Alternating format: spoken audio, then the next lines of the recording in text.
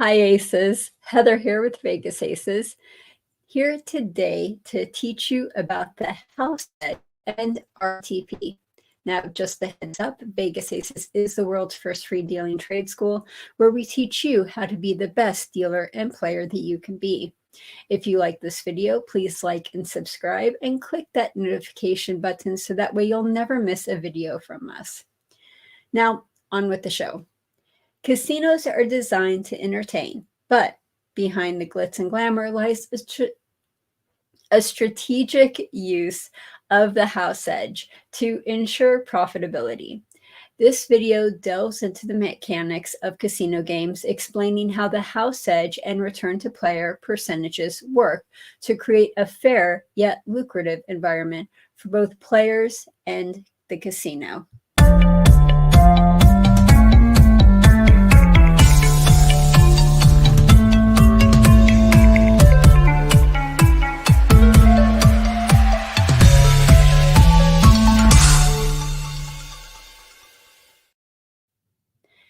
If you have any questions you want me to answer during our AMA section at the end of the video, please put them in the live chat.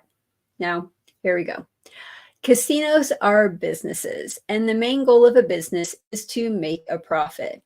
They make this profit through the house edge. Each table game has a built-in house edge that gives the casino an advantage. The house edge ensures that the casino will make a certain amount of profit for every hand dealt or for every spin of the ball. This percentage tells both the players and the casino how much money the casino is expected to make on that game. For example, on double zero roulette, the house edge is 5.26%. This means that if a player went up to the roulette table and bet $100 per spin, they are expected to lose $5.26 per spin. If there are 60 spins in 1 hour, the total amount the player is expected to lose during that hour is $315.60. As you can see, this can add up pretty fast. On the opposite side of the coin is the RTP. Now, the RTP means return to player. This is a percentage of money that is returned to the player. You will normally see the RTP on a slot machine with a percentage ranging from 90 to 99%. The higher the percentage, the better it is for the player. Now, the RTP and the house edge are two sides of the same coin. If the house edge is 5%, then the RTP will be 95%. And as you can see here, this will always equal 100%. Now, if the house edge, for example, is 90%, if the house edge, for example, is 10%, the RTP will be 90%. Again, both of these equal 100%. That will always happen every single time. So when you add up the RTP and the house edge together, that number will always equal 100%. Now, casinos cannot change these numbers on a whim. The odds on a pay table, whether it is a table game or a slot machine, cannot be changed. These games are highly regulated to ensure fairness. The State Gaming Control Board regulates every licensed casino in America. Their games and slot machines must be checked and tested by a third party to be approved, verified, and to make sure that everything is above board. If the casino tries to rig their games, this will damage their reputation and they will lose their gaming license. So it's just not worth it for the casino. There are strict rules in place, plus it is common for casinos to teach all of their dealers that the honesty and integrity of the game is of the utmost importance. Now, in order for the casino to make money, the casino basically wants to keep the player on the table for as long as possible. If the casino is stocked with high house edge games, such as 20 to 30%, this will cause the player to consistently lose, and the player will get upset and leave the casino. Instead, what they have is a multitude of blackjack games with a low house edge of 0.5%, where the player will win every other hand. This will basically keep the player at the table playing for a longer period of time, which means more money for the casino. It is not worth it for the casino to have a high house edge. The way casinos make their money is by keeping their players in their seats for as long as possible.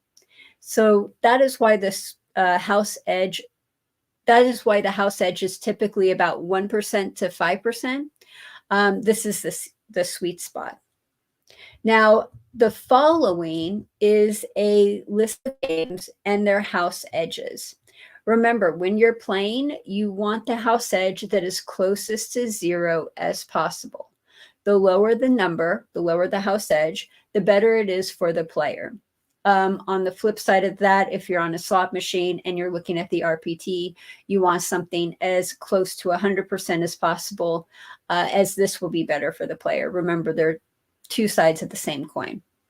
So we are going to go over the house edges for table games. And when you're playing a game, remember, the lower the house edge, the better. For example, on roulette, you don't want to play a 000 roulette game because the house edge for that is 7.69%.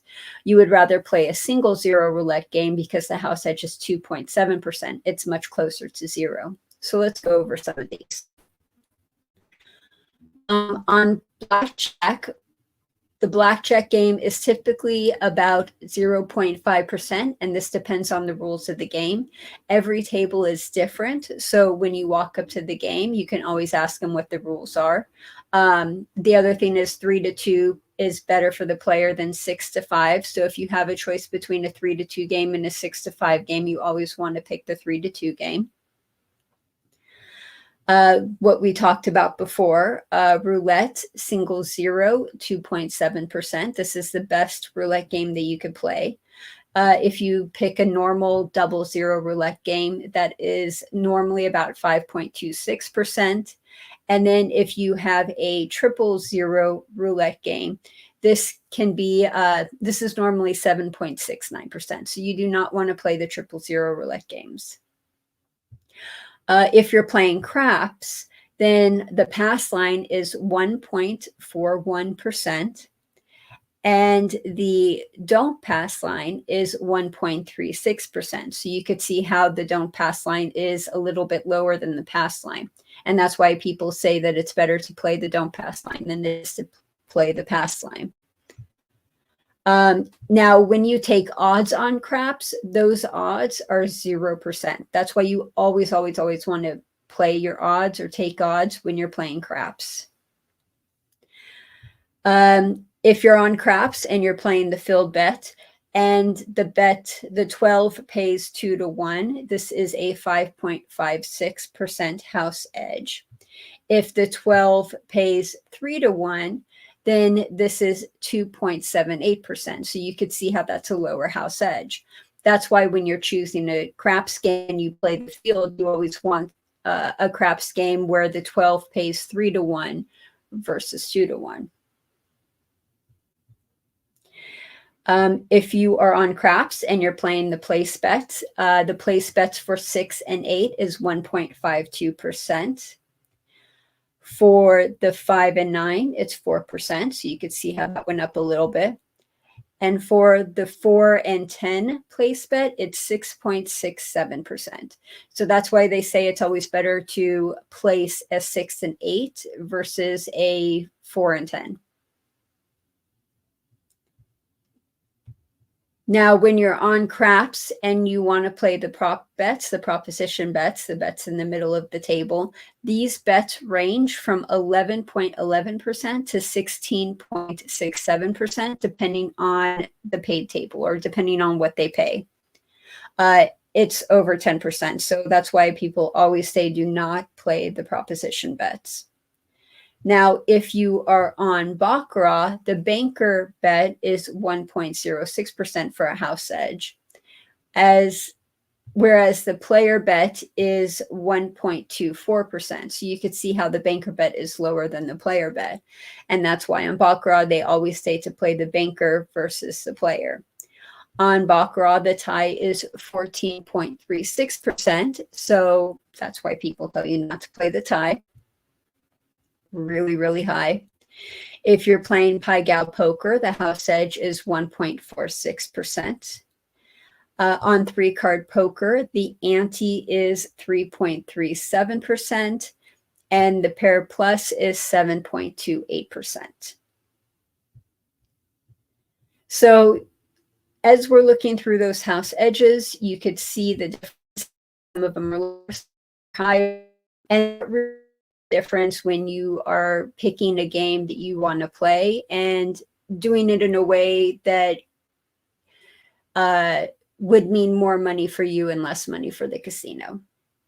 So that pretty much does it. I hope that explains the house edge and RTP a little bit better for you guys, so you understand it a bit better. I know I've had some people ask me about that, so that's why I wanted to do this video.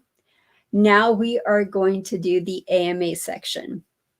If you have any questions you want me to answer during this AMA section, please put it in the live chat. Now, as we are waiting for you guys to get your questions in, because I don't see any at the moment. Yep, none at the moment.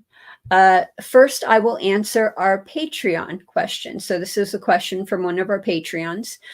If you want to support this channel, if you want to support our free dealing trade, please go to our Patreon page and become a member. Any little bit helps. And we have rewards that range from $1 to $10. And you could get a postcard from me. You could see our videos 5 days in advance. We have a lot of rewards that are available to you. Okay, let's do this thing. So this is from a Patreon member. I am having trouble riffling the deck and picking checks. Do you have any advice? So when you're learning how to riffle the cards, I want you to focus on your thumb placement. What feels comfortable for you? Our hands are different sizes. So what works for me might not work for you. In my videos, the way that I explain it is great for women who are my size, who have my size hands, my shape hands. It might not work for men who are bigger and have thicker fingers and hands. And that is why I have a video that shows you how men riffle the deck, where it's more of a claw instead of flat. So there's no one correct way to do it. Now, like I said, in my video, I show my thumbs on the corners of the stacks of deck, and then you're lifting up and letting the cards gently fall into place. You could slightly move your thumbs away from the corners about 1/4 of an inch. And a lot of people, that seems to help them. That seems to be able to riffle the cards better. So try moving your thumbs. Are they right on the corners? Maybe move them a little bit away from the corners. See what feels comfortable for you. And when riffling, a lot of my students will lift the corners of the stacks, like they'll lift them, and then as soon as they get up to the top, then they'll start riffling the cards, like when they can't go any higher. Instead, what I want you to try to do is you start the riffle as close to the bottom as possible. You lift up, you let the cards fall into place. So by the time you get to the top, instead of starting your riffle, you're ending it. So you're lifting up, letting the cards fall into place as you're lifting up. And then by the time you get to the top, you're at the end. You've already riffled the deck. A lot of dealers will lift the cards up and then start the riffle when they're at the top. And that's not the best way to go about riffling the deck. Another thing too is if you're having trouble riffling the deck, try not to put too much pressure on your cards. If you're putting too much pressure on the cards will fight back and they will become difficult to riffle. If you are gentle with the cards, you use a light amount of pressure and you just are very easy with the cards, you're not trying to force them to do what you want to do, the cards will be nice to you and it will be easier to handle the cards. So if you're forcing the cards, they're going to fight back. It's going to be more difficult. If you are gentle with the cards and you put a light amount of pressure on them, they'll be nice back to you and they'll make it a lot easier to riffle the deck.